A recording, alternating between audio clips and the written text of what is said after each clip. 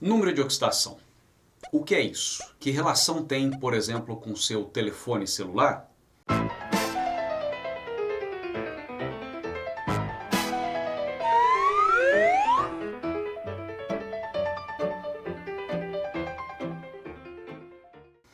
Bem, o número de oxidação é um conceito fundamental da química que tem relação com a transferência de elétrons em reações químicas. Conhecendo esse conceito, é possível analisar a equação de uma reação química e perceber se está ou não acontecendo transferência de elétrons de uma espécie química para outra. Mas qual é o conceito de número de oxidação? É isso que veremos neste vídeo. Apenas para responder à pergunta da abertura, no celular a bateria dentro dela acontece uma reação onde há transferência de elétrons. E a análise desse tipo de processo é facilitada pelo conceito de número de oxidação. Muito bem. No próximo vídeo eu vou discutir as regras que existem para a determinação do número de oxidação. Mas nesse vídeo eu vou falar sobre o conceito. E para deixar esse conceito bem claro, vamos analisar dois casos diferentes, duas situações diferentes. Primeiramente, vamos examinar compostos iônicos formados por íons monoatômicos. Veja os exemplos. Aqui nós temos o cloreto de sódio, que é formado pelo elemento sódio, metal, e pelo elemento cloro, que é não metal. Aqui temos o fluoreto de cálcio, formado pelo metal cálcio e pelo elemento flúor, não metal. Aqui temos o óxido de alumínio, formado pelo alumínio e pelo oxigênio, e aqui o sulfeto de zinco, formado pelo zinco e pelo enxofre. O cloreto de sódio é o sal de cozinha. A fluorita é o fluoreto de cálcio, o minério de onde se extrai o flúor industrialmente. O óxido de alumínio é o minério de onde se extrai o alumínio. Também é o mineral presente na safira. E o sulfeto de zinco é o mineral de onde se extrai o zinco. Pois bem, nesses exemplos que você acabou de ver, tanto o cátion quanto o ânion são monoatômicos, isto é, formados apenas por um átomo. Então veja que a carga desse íon é aquilo que nós denominamos número de oxidação. Então veja, no caso do sódio, no cloreto de sódio, nós dizemos que o número de oxidação do sódio é mais 1. No caso do cloro, menos 1.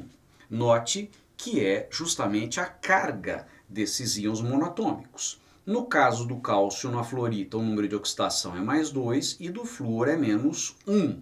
No caso do alumínio é mais 3 e o oxigênio do óxido de alumínio menos 2. No caso do zinco, o número de oxidação é mais 2 nesse composto e o enxofre, neste caso, é menos 2.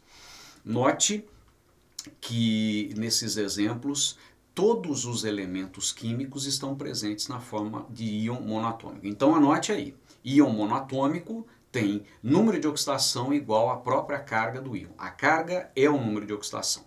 Agora vamos discutir uma outra situação, o das espécies químicas onde há ligação covalente.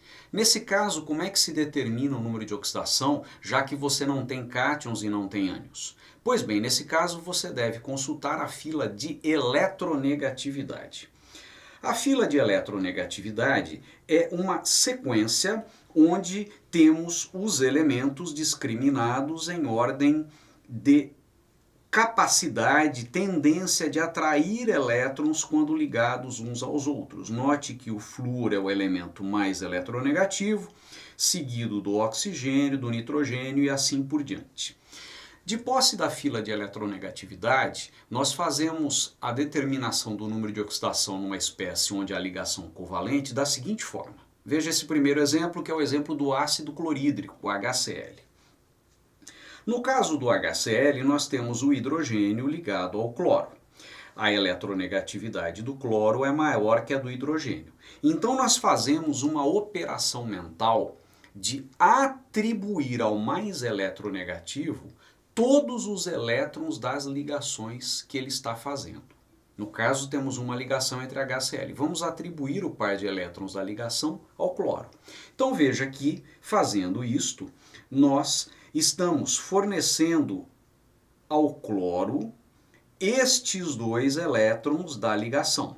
Assim sendo, o cloro tem agora além dos elétrons, dos 7 elétrons que são característicos dele na camada de valência, mais um da ligação, que era um elétron do hidrogênio. Portanto, nós dizemos que o cloro está com um número de oxidação menos 1. E o hidrogênio, nós dizemos que ele está com um número de oxidação mais 1, porque ele não está com nenhum elétron após termos feito esse processo de atribuir este par ao cloro. Então, em espécies onde há ligação covalente, atribuímos, mediante uma operação puramente mental, os elétrons ao mais eletronegativo de cada ligação. Vejamos mais um exemplo, o caso da água. No caso da água, os hidrogênios ligados ao oxigênio são de um elemento menos eletronegativo que o oxigênio. Assim sendo, nós vamos atribuir ao oxigênio os pares eletrônicos das ligações e, assim sendo, ele vai estar com 1, 2, 3, 4, 5, 6, 7, 8, ou seja, 4 não compartilhados que já eram dele, e mais os 2 de cada ligação, que envolvem um elétron de cada hidrogênio. Assim sendo, o oxigênio tem número de oxidação menos 2. Em vez de seus 6 elétrons de valência, o oxigênio tem agora 2 a mais, provenientes dessa atribuição que foi feita. E cada um dos hidrogênios está com um número de oxidação mais 1, também em função dessa atribuição que foi feita, que tirou dele esses elétrons. Lembre-se que essa análise é feita a partir da comparação das eletronegatividades.